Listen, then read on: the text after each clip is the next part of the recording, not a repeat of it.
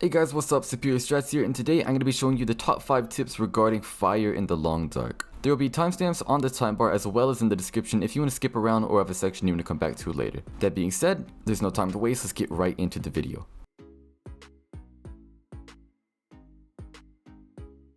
If an animal lies dead for long enough, it'll become frozen and non-harvestable by hand. This is especially problematic if you've just started out like me or you're on a fresh interloper difficulty. That carcass can be a lifesaver, but not while it's frozen solid.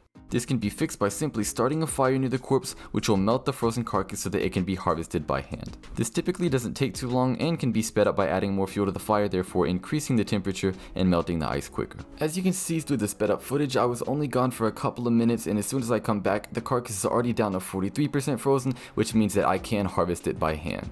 On my little journey, I also picked up a little bit extra firewood that I'm going to toss on the fire, and the fire will stay burning next to me now that it has extra fuel so that I'm able to pick apart the carcass without freezing to death. Not to mention, once you've got all the meat off the carcass, you can turn right around and toss it on the fire to cook while you're still harvesting the other parts such as the hide and the guts.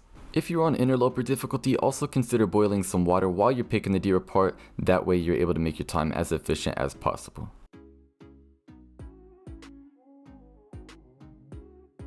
Next up is using torches from fires and not crafting. This is extremely important if you're on interloper difficulty because you need to conserve all the resources you can, and crafting torches simply takes too much.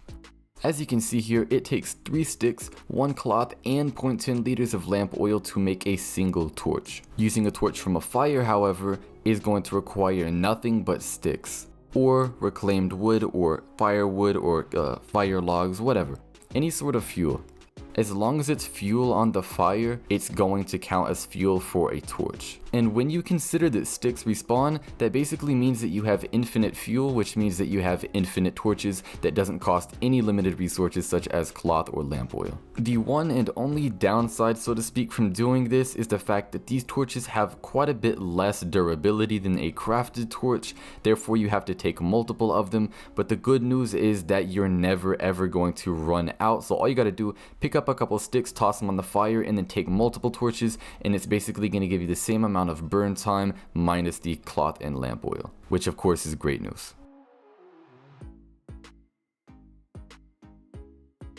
After carrying a torch for a while, it's going to reach very low health like mine is here, and you're gonna have to switch over to a new torch. A beginner mistake that you do not want to make, especially in interloper difficulty, is to use valuable resources like matches or durability of a fire striker to light another torch. All you have to do is drop this torch, pull another one out of your backpack, and then light it up using the fire from the one that's about to burn out. This tip is going to be especially helpful if you're using tip number 4, which is to take the torches from the fires, because all those torches, as many as you have, they're all going to have low durability, which means you're going to need to light a lot of them. This will be especially useful if you are utilizing tip number 4.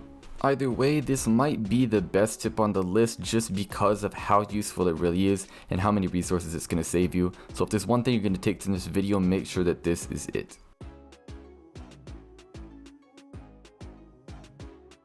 Tip number 2 is going to be using a torch as a match. What this actually means is pretty much as simple as it sounds. It's using a torch to actually light the fire. Why not just light the match and use it to light the fire? Well, see, torches have a guaranteed chance of lighting every single time using one single match. If you're trying to light a fire and it isn't able to start, say the wind is too high, even if you fail to start that fire, the match is going to burn out and it is going to be lost. If you use one match to light a torch and you fail to light a fire, then the torch is still going to be burning and you're still going to only have used one match even if it takes you 25 tries. As you can see in the footage here, I failed to light the fire the first time. I'm still down one match and I still don't have any fire going. If I'd used that match to light this torch, then I would have been able to simply press the torch back down to the fire and started to light it back up again without having to go through more matches. This is another tip you should start to implement as soon as possible because it's going to save you a lot of trouble down the road.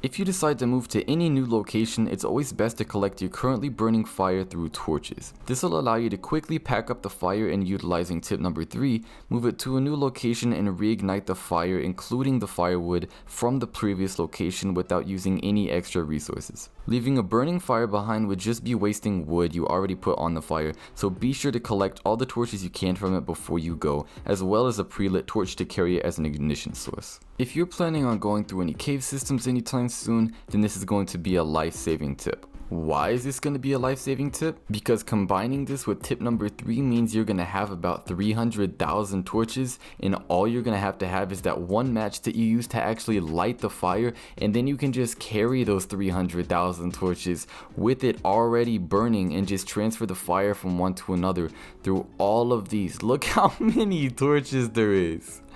You're never gonna run out of torches. Just keep on adding sticks to your fires, keep on collecting torches, and go and pick up some coal from coal mines whenever you get a chance. Alright guys, thanks for watching the video. I really hope this helped. I definitely learned a lot making this. Also, if you have any questions, comments, recommendations, anything like that, be sure to leave them in the comments below and I'm gonna get to them as soon as I possibly can. With that being said, thanks so much for watching and I'll see you guys in the next one. Peace.